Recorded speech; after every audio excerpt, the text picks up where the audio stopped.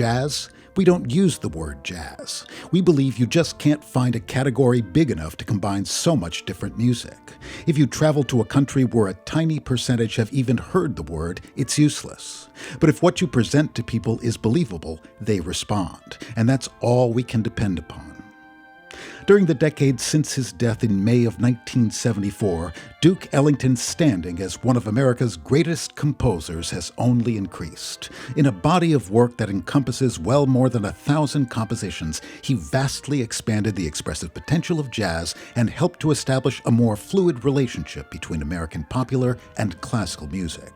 The richness of Ellington's art was informed by a wide variety of elements, and an exploration of these features' diverse sources provides a fuller understanding of his most ambitious works. For much of his youth, he was more interested in the visual arts than in music, and his abilities were significant enough to be offered a scholarship by the Pratt Institute in Brooklyn.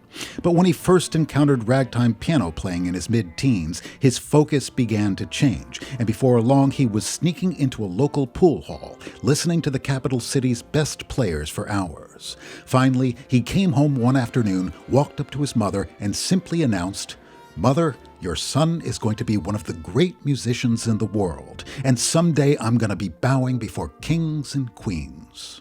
Absurd as this might have sounded, Daisy Ellington had always thought of her son as uniquely blessed, instilling in him a supreme self-confidence that would support his most sweeping artistic visions. And while his talents as a visual artist would remain undeveloped, they would indirectly find their expression in his music. As he'd later note, practically everything we wrote was supposed to be a picture of something.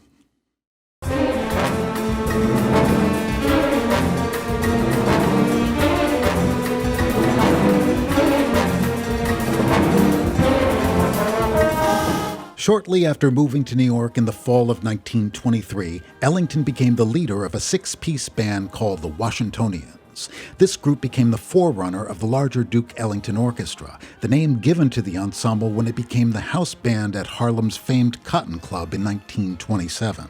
Ellington would lead the orchestra in various iterations for the remainder of his life, and he considered its existence so indispensable to his creative aspirations — it was often said that his instrument was the band itself — that in later decades he would often imperil his personal finances simply to keep it going with a relatively stable roster of musicians.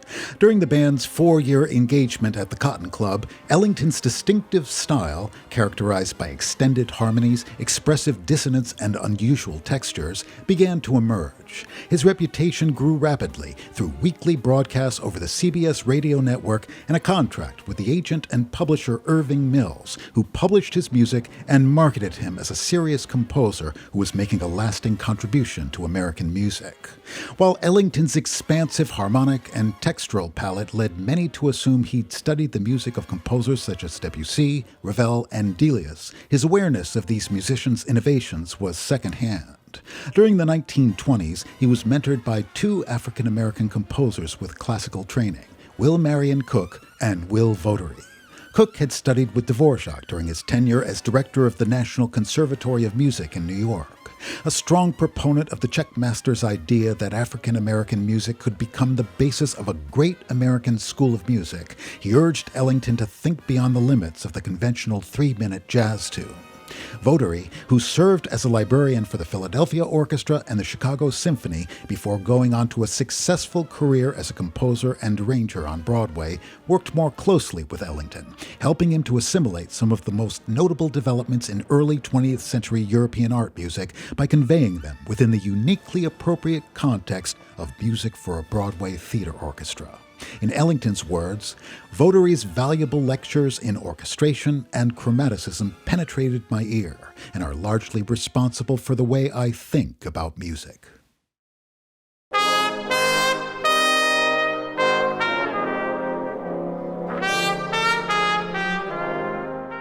Ellington's Harlem Suite, sometimes called A Tone Parallel to Harlem, was ostensibly written for Arturo Toscanini's NBC Symphony in 1951. The last in a string of extended compositions that began in 1943 with his jazz symphony Black, Brown, and Beige, the piece was premiered by the Ellington Band in January of that year and then orchestrated for performance with the NBC Symphony in June. In his memoirs, Ellington described the suite's programmatic content. It's Sunday morning. We're strolling from 110th Street up 7th Avenue, heading north towards 125th Street. Everybody's nicely dressed, friendly, and on their way to or from church. Standing on the opposite side of the street, under a street lamp, is a beautiful woman. She, too, is in a friendly mood. You may hear a parade go by, or a funeral, or you may recognize the passage of those who are making our civil rights demands. Although this musical travelogue has prompted comparisons with Gershwin's An American in Paris, this suite inhabits a different world. Even in Ellington's most extended compositions, jazz always remains at the center, while classical resources provide expressive and textural enhancement. The aspects of 20th century art music in his work simply deepen and amplify the essential quality of lived experience that makes his art so compelling. Ellington's music can be complicated, but it's never abstract. His mission was to translate the fullness of human existence into sound with directness and authenticity, a sensibility he expressed succinctly in a famous quip: "Sing sweet, but put a little dirt in it."